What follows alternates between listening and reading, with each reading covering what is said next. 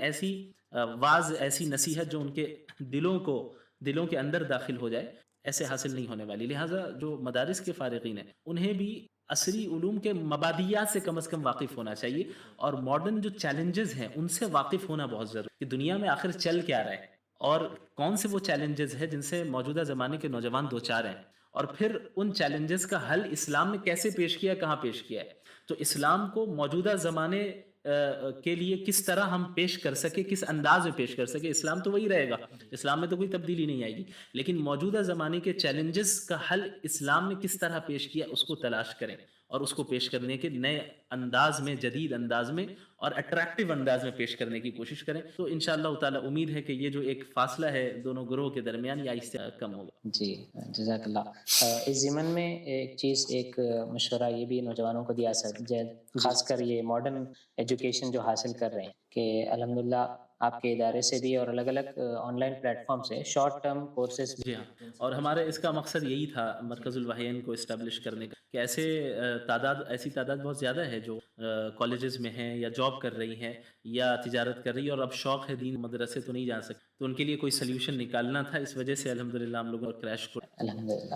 اسی ضمن میں مدارس کے جو طلباء ہیں، خاص کر آپ بھی چونکہ ایک بہت ہی بڑے مدرسے سے فارغ ہیں، تو مدارس کے اندر جو کریکولم فالو کیا جاتا ہے مدارس اسٹوڈنٹس کے لیے، تو وہ اس کے اوپر مطلب آپ کا کیا موقف ہے، اور اس کے اندر ایسی کون سی چیزیں انکلوڈ کرنی چاہیے تاکہ وہ، جیسا آپ نے بتایا کہ بنیادی جدیدیت کے مسائل سے وہ لوگ واقف ہو سکیں اور نوجوانوں سے کنیکٹ ہو سکیں. دیکھیے، اس چیز کو سمجھنے کے لیے ہمیں مدارس کے مقصد کو سمجھنا ہوگا. مدرسوں کے قیام کا اصل مقصد دین کے ماہرین کو پیدا کرنا، سرسری معلومات دینا نہیں. سرسری معلومات تو آپ کہیں سے بھی حاصل کر سکیں، واض و نصیحت سن، چند اردو کی کتابیں پڑھ لیں، انگلش میں پڑھ لیں، وہ آپ کو سرسری معلومات آ گئی. مدارس کا قیام اس لیے نہیں ہوا تھا. مدارس کا قیام ہوا تھا تفقہ فی دین کے لیے، دین میں اور دینی علوم میں ماہر افراد تیار ہوں جو اس کی گہرائی تک اتر سکیں اور ہر زمانے کے چیلنجز کا مقابلہ اس دین کے ذریعے کر سکیں. تو ہر نظام میں، ہر ادارے میں خوبیاں بھی ہوتی ہیں، کچھ کمی بھی ہوتی ہے. تو جہاں تک اوور آل نظام کا تعلق ہے مدارس کا، وہ الحمدللہ بہت درست ہے، ٹھیک چل رہا ہے، اور ایسے افراد نکل رہے ہیں جو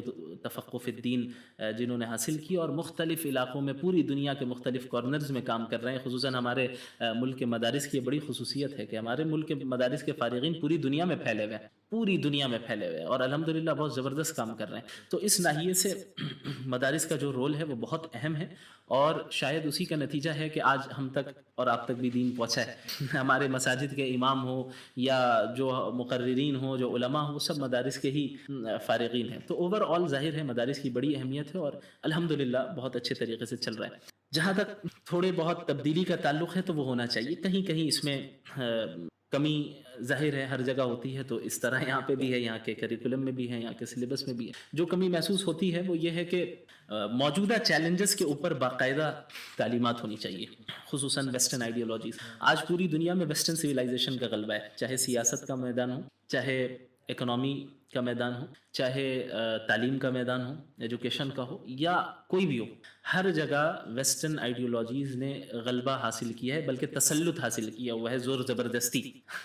تو اب جو ماڈرن چیلنجز ہیں، ماڈرن چیلنجز لوگ فیس کر رہے ہیں، چاہے وہ لبرلزم کی شکل میں ہوں، یا سیاست میں سیکولرزم کی شکل میں ہوں، یا معاشرتی زندگی میں فیمنزم کی شکل میں ہو، اور جس کا نتیجہ پھر یہ نکلتا ہے کہ اس میں مبتلا ہونے والے بالآخر ایتھزم میں تک چلے جاتے ہیں، دین سے مرتد ہو جاتے ہیں. ان چیلنجز کو کاؤنٹر کرنا، اسلام پر دن رات اعتراضات ہو رہے ہیں، اسلام اور اللہ کے نبی صلی اللہ علیہ وسلم کی شخصیت پر اعتراضات ہو رہے ہیں. تو اس ناحیے سے کہیں نہ کہیں کمی ہے کہ ماڈرن چیلنجز کا مقابلہ جس انداز میں کرنا چاہیے، یہ اسی وقت ہوگا جب آپ چیلنجز سے واقف ہوں گے.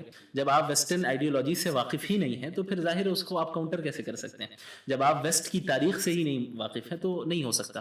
تو میں سمجھتا ہوں کہ کہیں نہ کہیں مدارس میں اس چیز کو اپنے کریکولم میں اسے شامل کرنا چاہیے. اور اس کے علاوہ الحمدللہ بہت سی تبدیلی آلریڈی آ چکی ہیں کہ عصری علوم کے مبادیات سے واقفیت دلائی جاتی ہے. اب تو یہ بھی ماشاءاللہ اس طرف بھی رخ ہو رہا ہے کہ اوپن اسکولنگ کے ذریعے 10 بھی کروایا جائے، 12 بھی کروایا جائے، یہ چیزیں ساری اہم ہیں، الحمدللہ اس میں تبدیلی آ رہی ہے۔ اور ندوۃ العلماء الحمدللہ اس کی ایک بہت بڑی مثال ہے، جہاں پہ صرف علوم شرعیہ نہیں پڑھائی جاتی بلکہ اس کے علاوہ انگلش لینگویج بھی پڑھائی جاتی ہے، اس کے علاوہ وہاں کی ابتدائی کلاسز میں میتھس تک پڑھائی جاتی ہے اور دیگر سبجیکٹس بھی پڑھائے جاتے ہیں۔ تو عصری علوم کے مبادیات سے بھی بہت حد تک واقف کرانے کی کوشش کی گئی، البتہ اس میں مزید بہتری آ سکتی ہے، اس کی طرف توجہ۔ جزاک اللہ۔ الحمدللہ بہت ہی اچھے جوابات ہم مولانا سے حاصل کیے ہیں۔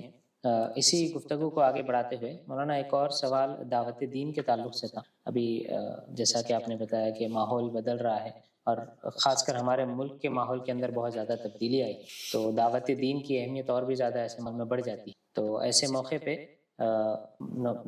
نوجوان اور پھر اس ملک کے مسلمان غیر مسلموں میں دعوت دین کو کیسے پیش کریں اور اس کی اہمیت کو کیسے جانیں اور اس کو پہلے درجے کے نمبر پر یعنی کرنے کا کام کے طور پہ کیسے اس کو اختیار کریں۔ دیکھیں یہ بہت اہم چیز ہے، اور بسا اوقات لوگ یہ آرگیومنٹ پیش کرتے ہیں کہ چونکہ حالات اتنے سخت ہیں یہاں پہ ہم اسلام کی دعوت نہیں دیتے۔ مجھے اس سے سخت اختلاف ہے۔ اس کی وجہ یہ ہے کہ جن حالات سے ابھی ہم دو چار ہیں اس ملک میں، اس سے کئی گنا زیادہ سنگین حالات مکۃ المکرمہ کے، لیکن اس کے باوجود اللہ کے نبی صلی اللہ علیہ وسلم نے دعوت دین میں کوئی کمپرومائز نہیں کیا، اصول دین میں کوئی کمپرومائز نہیں کیا، توحید کی دعوت دیتے رہے، شرک کی مذمت کرتے رہے، لوگوں کو ہدایت کی طرف لاتے رہے۔ تو یہ آرگیومنٹ بالکل بھی قابل قبول نہیں ہے۔ ہمارے یہاں یہ اس چیز میں کہیں نہ کہیں کمی رہی ہے۔ زیادہ سے زیادہ کیا ہوتا ہے کہ ہم غیر مسلموں کے ساتھ مل کر ہیومینٹی کی بات کر لیتے ہیں اور ان کے ساتھ کچھ چیریٹی کرنے کی بات کر لیتے ہیں، بلڈ ڈونیشن کی بات کر لیتے ہیں، ایسی باتیں کر لیتے ہیں کہ جس سے لگے کہ بھئی ہاں ٹھیک ہے، ہم بھی ٹھیک ہیں، آپ بھی ٹھیک ہے، ہمارے درمیان لڑائی نہیں ہے۔ یہ بہت اہم ہے، میں یہ نہیں کہہ رہا، میں اس کی اہمیت کو ختم نہیں کر رہا، یہ بہت اپنی جگہ پہ اہم ہے اور ضروری یہ ہونا چاہیے۔ لیکن اگر ہم انہیں توحید کی دعوت نہیں دے رہے ہیں تو اس کے ذمہ دار ہم ہی ہیں جو حالات آ رہے ہیں۔ حضرت مولانا ابو الحسن علی الحسنی ندوی رحمۃ اللہ علیہ نے یہ فرمایا تھا کہ ملک کی اکثریت کو اس توحید کی نعمت میں شامل کرنا ضرور۔ اگر آپ نے توحید کی دعوت، ان کی تحریرات کا یہ مفہوم میں بیان کر رہا ہوں کہ اگر ملک کی اکثریت کو آپ نے دعوت نہیں دی اور اپنے اندر سیاسی شعور پیدا نہیں کیا تو اس ملک کو اسپین بننے سے کوئی نہیں روک سکتا۔ یعنی آپ سارے مسلمان کو اتنے زیادہ دیندار بنا دیں کہ سب کے ہاتھ میں تسبیح ہو، سب تہجد گزار ہو، لیکن سیاسی شعور نہیں ہے اور ملک کی اکثریت تک آپ اپنے دین کو اور اپنے ویلیوز کو نہیں پہنچا رہے ہیں، جو ایک ایسا دین جو کہ کوئی نسلی دین نہیں ہے، ایک ایسا دین جو علاقائی دین نہیں ہے، ایک ایسا دین جو مخصوص خاندان کے لیے نہیں ہے، بلکہ یہ ایسا دین ہے جو پوری انسانیت کے لیے، کنتم خیر امۃ اخرجت للناس، تمام انسانوں کے لیے تمہیں بھیجا گیا ہے۔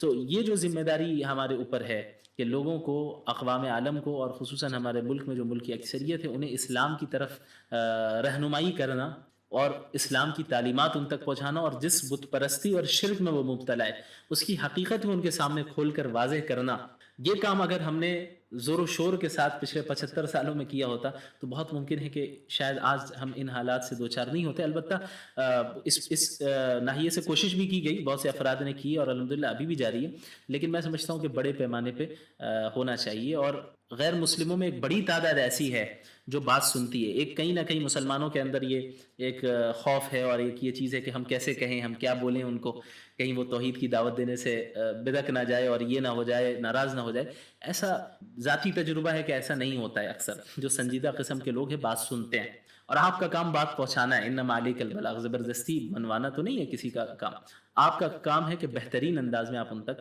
توحید کی بات کو رکھیں اور حکمت کا بھی لحاظ رکھیں، ایسا بھی نہ ہو کہ جہاں پہ ڈائریکٹلی نہیں کہنا چاہیے وہاں آپ نے کہہ دیا اور جہاں کہنا چاہیے وہاں نہیں کہا۔ ان ساری چیزوں کا لحاظ رکھنا چاہیے۔ اللہ کے رسول صلی اللہ علیہ وسلم نے بھی ان تمام چیزوں کا لحاظ رکھا، چاہے اب اپنے اور ساتھ میں اپنے اخلاق، اپنے کردار کے ذریعے بھی متاثر کرنا بہت ضروری ہے کہ وہ خود ان کے اندر ایک کیوریوسٹی پیدا ہو جائے کہ بھئی یہ ہے کون، میری طرح انسان ہے، میں بھی وہی کام کرتا ہوں، یہ بھی وہی کام کرتا ہے، لیکن اس کے جو اٹھنے بیٹھنے کا انداز ہے وہ الگ ہے، میں فلاں فلاں کام بھی کرتا ہوں، یہ اپنی نظریں نیچی رکھتا ہے، یہ ہمارے ساتھ دوسری فلاں فلاں چیزوں میں انوالو نہیں ہوتا ہے۔ تو ان کے اندر کیوریوسٹی پیدا ہو کہ بھئی آپ کے ویلیوز ہے کیا، آپ کن چیزوں کو مانتے ہیں, آپ کا عقیدہ کیا ہے. خود جب ان کے اندر کیوریوسٹی پیدا ہوگی تو وہ مزید مائل ہوں گے, اور پھر آپ کو بہترین موقع مل جائے گا کھل کر انہیں دعوت دینے کا. اب پھر آپ لٹریچر کے ذریعے بھی دعوت دے سکتے ہیں, بعض جو ہے بکلیٹس آپ انہیں مفید ہیں ہمارے علماء نے تیار کیے ہیں, انہیں آپ دیں, انہیں سمجھائے, زبانی طور پہ سمجھائے. ہر اعتبار سے توحید کی دعوت اور توحید کا اثبات یہ بہت ضروری ہے. جزاک اللہ. اسی سے وجہ سے اور وجہ سے دین سے دیکھیں اس کے اسباب جو ہے بہت گہرے ہیں, اور سب سے بڑا سبب جو میں سمجھتا ہوں وہ ہے modern education system. Modern education سے کوئی اختلاف نہیں, لیکن ماڈرن ایجوکیشن سسٹم سے اختلاف. جس سسٹم کے تحت ہمارے نوجوانوں کو, مسلمانوں کو گزارا جاتا ہے 10-12 سال اسکول میں اور اس کے بعد کالج میں, وہ ایسا سسٹم ہے جو ان کے اندر مادیت یعنی مادیت پرستی, مٹیریلزم ان کے اندر داخل کر دیتا ہے وہ سسٹم, اور انہیں خود دین سے اور خدا سے بیزار کرنا شروع کر دیتا ہے. سب سے اہم چیز یہی ایجوکیشنل سسٹم ہے. اس کا حل تو یہی تھا کہ ہمارے اپنے انتظامات ہوتے, ہمارے اپنے اسکولز ہوتے, ہمارے اپنی سب سے بہترین طریقہ یہ ہوتا کہ اسلامک سسٹم کے تحت ماڈرن ایجوکیشن کو پڑھایا جاتا. اکثر یہ دیکھا جا رہا ہے کہ نوجوان بھی جو ارتداد کی طرف جا رہے ہیں, اس کی بنیادی وجہ یہی ہوتی ہے کہ کالج کا ایسا ماحول ہے, اسکول کا ایسا ماحول ہے جہاں پہ ایجوکیشن کے نام پہ محض اوریانیت سکھائی جا رہی ہے, ایجوکیشن کے نام پہ انہیں خدا سے, اللہ سے بیزار کیا جا رہا ہے, ایجوکیشن کے نام پہ انہیں جو ہے خالص مٹیریلسٹک لائف کو حاصل کرنے کی ترغیب دی جا رہی ہے. ایسے اصول بتائے جاتے ہیں, اس طرح پڑھایا جاتا ہے کہ ان کے اندر ڈاؤٹس بھی کریٹ ہو رہے ہیں اور شہوات بھی کریٹ ہو رہے ہیں. تو ایسے ماحول میں جب کہ ہمارے اپنی یونیورسٹیز بہت زیادہ نہیں ہیں, یعنی جہاں پہ صحیح معنی میں اسلامی ماحول ہو, اپنے اسکولز ہمارے بہت زیادہ نہیں ہیں, تو جو افراد اس سسٹم سے جڑے ہوئے ہیں ان کے لیے لازم ہے کہ اس سے ہٹ کر کچھ ٹائم وہ دین کی طرف اور علماء کی مجالس میں گزاریں.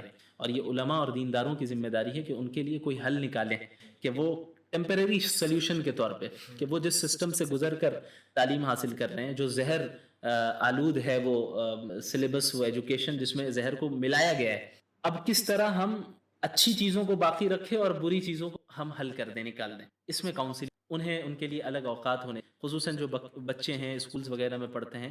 مکاتب کا نظام ہمارے یہاں اسٹرانگ ہے, لیکن اس کو مزید اسٹرانگ کرنے کی ضرورت کہ بچے دین سے جڑتے رہے, بچپن سے اسکول میں بھی جا رہا ہے, اور یہاں آ کے ابتدائی جو تعلیمات ہے اسلام کی, اللہ کے نبی صلی اللہ علیہ وسلم کی سیرت کے متعلق, اسلام کے بنیادی عقائد کے متعلق, اور پھر قرآن کے متعلق, احادیث کے متعلق, ان ساری چیزوں کا نالج اسے بچپن سے دیا جاتا رہے. ورنہ ہمارے یہاں عموماً دین کا مطلب یہ سمجھ لیتے ہیں دینی تعلیم کا کہ نورانی قاعدہ پڑھا لیا جائے, ناظرہ پڑھا لیا جائے, رشتہ داروں میں مٹھائیاں تقسیم ہو گئی, بس ختم, آپ نے دین پڑھ لیا, ہو گیا, ہم نے اسلامی تعلیم دے دی. یہ نہیں ہے.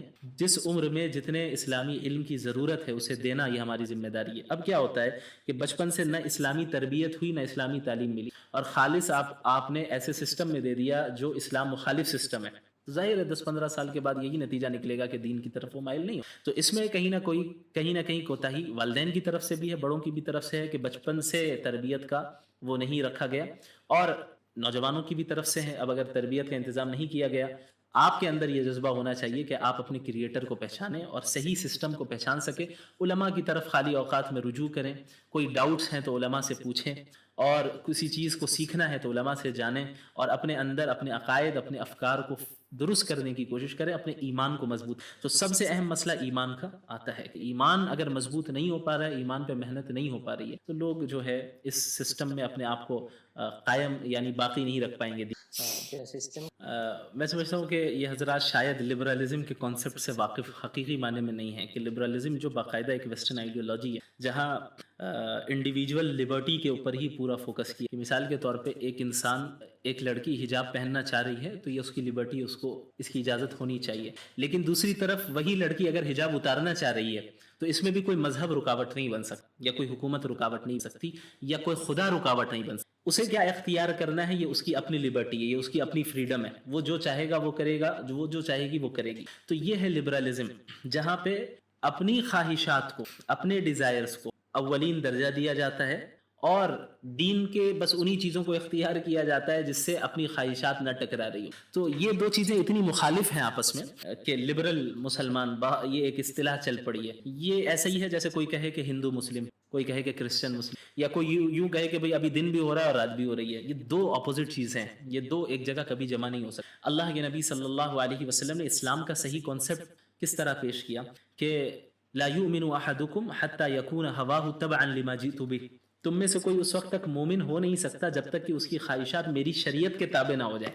یعنی ایک طرف لبرلزم ہے جو یہ کہتا ہے کہ آپ کی جو خواہش ہے آپ وہ کریں، یہ کوئی غلط بات نہیں ہے. دوسری طرف اسلام ہے، وہ کہتا ہے آپ انہی خواہشات پہ عمل کر سکتے ہیں جو کہ جائز ہیں، باقی وہ خواہشات جو اسلام سے اور شریعت سے ٹکرا رہے ہیں ان خواہشات پر آپ عمل نہیں کر سکتے، بلکہ آپ کو وہاں اپنے آپ کو اللہ کے حوالے کرنا ہوگا، سرنڈر کرنا ہوگا. اور مسلم کہتے ہی ہیں اسے جو اپنے آپ کو زندگی کے ہر پہلو میں اللہ کے حوالے کر دے، سرنڈر کر دے. تو اب ایک شخص یہ کہے میں نے اپنے آپ کو اللہ کے سرنڈر بھی کر دیا اللہ کے سامنے، اور لیکن مجھے میرا جی جو چاہتا ہے مجھے وہ کرنا ہے، تو یہ تو یہ مطلب اسلام یہ نہیں ہے.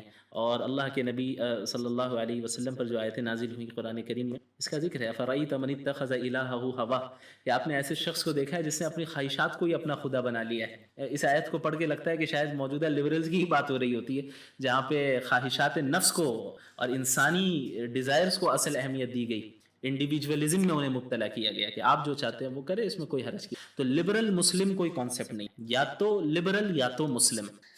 صرف دیکھیں اگر حقیقی معنی میں دیکھا جائے تو دین اصلاً وہ ہے جو محمد الرسول اللہ صلی اللہ علیہ وسلم نے سکھا دیا ہے، اور صحابہ کرام کو جس نہج پر انہوں نے ان کے معاشرے قائم کیا. ہم صحابہ کرام کو دیکھتے ہیں کہ وہ دین کو سب سے فرسٹ پریورٹی بھی دیتے اور ساتھ میں دنیا بھی کماتے، تجارت بھی کرتے، مزدوری بھی کرتے. کتنے صحابہ ایسے گزرے ہیں جو مالدار تھے بہت، حضرت عثمان رضی اللہ عنہ، دیگر کئی صحابہ کرام رہے، تجارت کیا کرتے، بڑی بڑی تجارت رہتی، دنیاوی اسکلز حاصل کرتے، دنیا کے فنون سے مہارت وہ حاصل کرتے. ظاہر ہے یہ جو دین بھیجا گیا ہے یہ محض کسی مسجد کے کونے میں بیٹھ کے ہاتھ میں تسبیح لے کے اللہ اللہ کرنے کے لیے نہیں بھیجا گیا، صرف اس لیے نہیں بھیجا گیا. یہ تو اللہ اللہ کرنا یہ تو بنیادی مقصد ہے، لیکن صرف یہیں تک دین محدود نہیں ہے. اس امت مسلمہ کو پوری دنیا کی قیادت کے لیے بھیجا گیا ہے، پوری دنیا کی امامت کے لیے بھیجا گیا ہے، پوری دنیا کو گمراہی سے نکال کے ہدایت کی طرف لانے کے لیے گیا ہے. اور قیادت بھی صرف مخصوص شعبے میں نہیں بلکہ زندگی کے تمام شعبوں میں امت مسلمہ قیادت کرے، وہ سیاست کا میدان ہو، تعلیم کا میدان ہو، معیشت کا میدان ہو، کوئی بھی میدان ہو. تو جب ایک امت کو قائد بنا کر بھیجا گیا ہے اور وہ امت دنیاوی چیزوں سے واقفیت ہی نہیں رکھ رہی ہے، یا وہ افراد جو دنیاوی چیزوں سے بالکل ناواقف ہیں، کیا وہ دنیا کے اقوام کی قیادت کر سکتے؟ تو ٹھیک ہے جو عبادت کر رہے ہیں آپ اپنے حد تک تو آپ نے نیک اعمال آپ نے جاری رکھا اور بہت اچھا کام کر رہے ہیں، لیکن بحیثیت مسلم آپ کا کام صرف یہ ہے کہ محض آپ خود اپنے آپ کو ہدایت پر قائم رکھیں، بلکہ آپ کا کام یہ ہے کہ پوری انسانیت گمراہی سے نکال کے ہدایت کی طرف ہر شعبے میں ہدایت کی طرف لا. تو اس کے لیے مختلف چیزوں سے واقفیت ضروری ہے، لوگوں کے ساتھ ملنا بھی ایک حد تک ضروری ہے تاکہ مسائل حل کیے جا سکے، دنیاوی چیزوں سے واقفیت ضروری ہے، دنیاوی حالات سے واقفیت، ان چیزوں کا حل کس طرح ہم پریکٹیکلی پیش کریں، ان تمام چیزوں کی ضرورت. لوگوں کے کیا حقوق ہیں، والدین کے کیا حقوق ہیں، پڑوسی کے کیا حقوق ہیں، دوستوں کے کیا حقوق ہیں، مسلمانوں کے کیا حقوق ہیں، ان تمام چیزوں ہم جانیں گے تو پھر ایک انسان کسی کونے میں بیٹھ کے ہر وقت رہ ہی نہیں سکتا، اسے تو پورا وقت اس کا گزرے گا ان حقوق کی ادائیگی میں، اللہ کے حقوق کی ادائیگی میں، بندوں کے حقوق کی ادائیگی میں. تو کمپلیٹ اسلام کو فالو کرنے کی ضرورت ہے، وہ کمپلیٹ اسلام جو کہ محمد الرسول اللہ صلی اللہ علیہ وسلم. جی اور سوال دیکھیں یہ معاملہ سب کے ہی ساتھ رہتا ہے کہ روحانیت میں اور جو استحضار ہے آخرت کا، جنت کا، جہنم کا، اس میں کمی زیادتی ہے. معاملہ صحابہ کرام کے اللہ کے نبی صلی اللہ علیہ ایمانی کیفیت اور استحضار کی کیفیت، اور باہر اس کیفیت میں زیادتی ہوتی رہتی. بعض صحابہ کرام آئے بھی تھے اللہ کے نبی صلی اللہ علیہ وسلم کے پاس اس میں. تو بنیادی چیز یہ ہے کہ جہاں تک روحانیت کا تعلق ہے ہمیں اپنے دن بھر کے اسکیڈیول کو بھی دیکھنا ہوگا. بسا اوقات نماز بھی پڑھ رہے ہوتے ہیں، ایکٹیویٹیز بھی کر رہے ہوتے ہیں، دین کا کام بھی کر رہے ہوتے ہیں، لیکن پھر بھی اندر سے ایک روحانیت نہیں آتی. اس کی وجہ یہ ہے کہ ہم جن کاموں کو کر رہے ہوتے ہیں محض رسمن کر رہے ہوتے ہیں، اس میں روح نہیں ہوتی ہے، اس استحضار کے ساتھ ہم نماز نہیں پڑھ رہے ہوتے، اس خشوع اور اس خضوع کے ساتھ نماز نہیں پڑھ رہے ہوتے، اس یقین کے ساتھ نماز اور ایکٹیویٹیز کو ہم انجام نہیں دے رہے ہوتے جس یقین کے ساتھ کرنا چاہیے. تیسری چیز یہ ہے کہ روحانیت محض معذرت کے ساتھ صرف ویڈیوز وغیرہ دیکھنے سے نہیں آئے گی. جو روحانیت ہے اہل اللہ کی صحبت اختیار کرنی پڑتی ہے. صحابہ کرام نے رسول اللہ صلی اللہ علیہ وسلم کی صحبت اختیار کی، تابعین نے صحابہ کی صحبت اختیار، تابعین نے تابعین. تو علم ہے، تربیت ہے، روحانیت ہے، یہ ساری چیزیں اہل اللہ کے ذریعے حاصل ہوتی رہی. موجودہ زمانے میں جہاں آج سوشل میڈیا کا دور ہے اور خصوصاً کمیونیکیشن بہت آسان ہو گیا ہے، جہاں اس کے بہت سے فوائد ہیں، ایک بہت نقصان یہ ہے کہ لوگوں سے بہت حد تک کٹ گئے ہیں، ہر چیز صرف آن لائن ہی چاہ رہے ہیں. تو ہر چیز آن لائن نہیں ملے گی. روحانیت حاصل کرنے کے لیے صحبت اختیار کرنی ہوگی اہل اللہ کی، ایسے علماء کی جو تزکیہ نفس کرتے ہیں اور ان کا نفس بھی تزکیہ ہو چکا ہے اس کا اور وہ کرتے بھی ہیں، ان کی صحبت. اسی لیے انبیاء علیہ الصلوۃ والسلام کی جہاں بعثت کا ذکر ہوا، محمد رسول اللہ صلی اللہ علیہ وسلم کی بعثت کا جہاں پہ ذکر ہوا، تو جن مقاصد کو بیان کیا گیا وہاں پہ ایک مقصد ویزکیہم بھی بیان کیا. یتلو علیہم آیاتی، قرآنی آیتوں کو پڑھ کر تلاوت کر کے سناتے ہیں. وَيُعَلِّمُهُ الْكِتَابَ وَالْحِکمَةَ، کتاب و حکمت کی تعلیم دیتے ہیں. وَيُزَکِّیہم، ان کا تزکیہ کرتے ہیں. معلوم ہوا کہ تعلیم کتاب و حکمت الگ چیز ہے، تزکیہ الگ چیز ہے.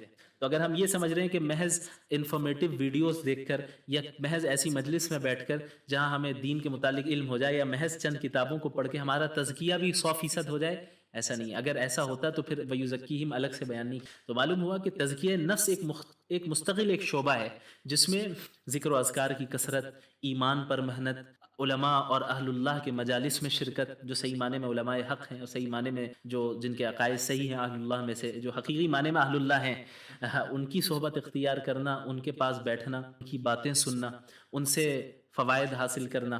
اپنے اندر جو کوتاہی ہے، ہمارے دلی جو امراض ہیں، کیا کیا خرابی ہمارے نفس کے اندر ہے، اس کو سمجھنا، پہچاننا، پھر اس کا علاج تلاش کرنا. اس پہ مستقل ایک محنت ہونی چاہیے. جس طرح علم کو عام کرنے کی مستقل محنت ہوتی ہے، ویسے ہی تزکیہ نفس کی ایک مستقل محنت ہونی چاہیے اور ہوتی ہے. لہٰذا جب ہم ان دونوں چیزوں کو جمع کریں گے، علماء کی مجالس میں بھی شرکت کر رہے ہیں، علم بھی حاصل کر رہے ہیں، تزکیہ نفس بھی کر رہے ہیں، تو اللہ نے چاہا تو وہ انشاءاللہ خود بخود وہ روحانیت کی جو کیفیت مفقود ہے وہ انشاءاللہ پائی جائے. تفصیلی ایسے اللہ کے رسول صلی اللہ علیہ وسلم نے یہ پیشن گوئی فرمائی تھی کہ ایک زمانہ آئے گا کہ جب تمام اقوام عالم امت مسلمہ پر اس طرح ٹوٹ پڑیں گی جس طریقے سے کھانے کے پیالے پر چاروں طرف سے کھانے والے ٹوٹ پڑتے ہیں. صحابہ کرام کو تعجب اور سوال کیا کہ یا رسول اللہ کہ ہماری تعداد اتنی کم ہوگی؟ آپ صلی اللہ علیہ وسلم نے فرمایا کہ نہیں، تمہاری تعداد بہت ہوگی، لیکن تم سیلاب کی جھاگ کی مانند ہو اور تمہارے دشمنوں کے دلوں سے اللہ خوف نکال دے گا، تمہارا رعب نکال دے گا اور تمہارے دلوں میں وہن ڈال دے گا. صحابہ کرام نے پوچھا کہ وہن کیا ہے؟ آپ صلی اللہ علیہ وسلم نے فرمایا کہ حب الدنیا و کراہیت الموت، دنیا کی محبت اور موت کا ڈر. دنیا کی محبت اور موت کا ڈر، یہ دو چیزیں ایسی بیماری ہیں جن کے نتیجے میں آج امت نہ متحد ہو پا رہی ہے، نہ دین کے لیے قربانی دینے کا جذبہ رکھتی. اللہ تعالیٰ نے صاف یہ قرآن کریم میں ارشاد فرما دیا وَأَطِیعُوا اللَّهَ وَرَسُولَهُ وَلَا تَنَازَعُوا، اللہ اور اس کے رسول کی اطاعت کرو اور آپس میں لڑائی جھگڑے نہ کرنا، متحد رہنا. اطاعت بھی ہوگی، اتحاد بھی ہوگا، تو اس کا نتیجہ یہ ہوگا کہ تم بزدل نہیں پڑ پاؤ گے اور دشمن کے سامنے، باطل کے سامنے جم جاؤ گے، ٹک جاؤ گے اور غلبہ بھی تمہیں اللہ عطا کرے گا اپنے. لیکن اگر تمہارے اندر اتحاد نہیں ہے اور اللہ اس کے رسول کی اطاعت نہیں ہے، دنیا کی محبت داخل ہو گئی ہے، موت کا ڈر داخل ہو گیا ہے، تو پھر تم بزدل پڑ جاؤ گے اور پھر باطل کے سامنے ٹک نہیں سکتے، تمہاری ہوائیں اکھڑ جائیں گی، پھر حق بول نہیں پاتے. تو آج ہمارے یہاں جو اس چیز میں کمی پائی جاتی ہے، اس چیز میں سمجھتا ہوں اس کی بنیادی وجہ یہی ہے کہ ہم نے دنیا کو ہر چیز پہ ترجیح دے دی. ہمارے دلوں میں دنیا کی محبت بہت آ گئی ہے. ہم اپنے کمفرٹ زون سے باہر نہیں نکلنا چاہتے. ہمیں اس بات کا ڈر ہے کہ اگر ہم نے حق بات کہی تو ہمارے اوپر کارروائی ہو جائے گی، تو اب ہم جو اے سی کے کمرے میں بیٹھتے ہیں وہ کمرہ نہیں ملے گا مجھے، یا یہ کہ ہماری تجارت بند ہو سکتی ہے، ہماری جاب چلی جا سکتی ہے، یا ہمیں قتل بھی کیا جا سکتا ہے، ہمارا بھی جا سکتا ہے. تو یہ موت کا ڈر، دنیا کی محبت، کہ آخرت کا جو عقیدہ ہے وہ تھوڑا سا اوجھل ہو گیا اور دنیا کو ہی اوپر ہمارا زیادہ فوکس رہ رہا ہے. اب اس کا حل یہ ہے کہ ہم صحابہ کرام کی قربانیوں کا تذکرہ کریں، صحابہ کرام کے واقعات لوگوں کو بتائیں. حضرت بلال نے کیسی قربانیاں دی، حضرت مصعب بن عمیر نے کیسی قربانیاں دی، حضرت خباب بن ارت نے کیسی قربانیاں دی، اس کے علاوہ حضرت ابو فکیہہ نے کس طرح قربانیاں دی، اور دیگر صحابہ کرام نے رضی اللہ عنہم اجمعین نے کس طریقے سے قربانیاں دی. دین کے خاطر اپنی لگژریس لائف کو چھوڑا، تب جا کر ان کا وہ مقام ہوا نا کہ اللہ نے کہا رضی اللہ عنہم رضوا عنہ، اللہ بھی ان سے راضی ہو گیا، یہ بھی اللہ سے، اور ان کے لیے اللہ نے ایسی جنت تیار کر رکھی ہے کسی آنکھ نے نہیں دیکھا، ما لا عین رأت ولا اذن سمعت، کسی کان نے نہیں، ولا خطر علی قلب بشر، کسی انسان کے دل و دماغ میں بھی اس کا خیال تک نہیں آیا، امیجنیشن سے باہر ہے. تو یہ ایسے ہی نہیں ملنے والی یہ جنت. تو یہ لوگوں کو بتانا، سمجھانا کہ صحابہ نے کتنی قربانیاں دی ہیں اور ان قربانیوں کا نتیجہ کیا ہے. آپ کو ایسی جنت مل رہی ہے جو ہمیشہ ہمیش کی ہے، یہ ٹیمپرری لائف ہے، 50-60 سالہ زندگی، اس کی بھی کوئی گارنٹی نہیں ہے کہ زندہ رہیں گے بھی. تو دنیا کے کانسیپٹ کو کلیئر کرنا، ان کے اندر اطاعت کا جذبہ پیدا کرنا، اللہ اس کے رسول کی اطاعت کا جذبہ، یہ ہو گئی ایک چیز. دوسری چیز ہو گئی امت کے درمیان کامن فیکٹرز پہ اتحاد قائم کرنا، کہ باطل کے مقابلے میں ظلم کے خلاف ہم سب متحد ہیں. کسی کے اوپر بھی ظلم ہوگا تو حق کے لیے ہم آواز اٹھائیں گے. اسلام کے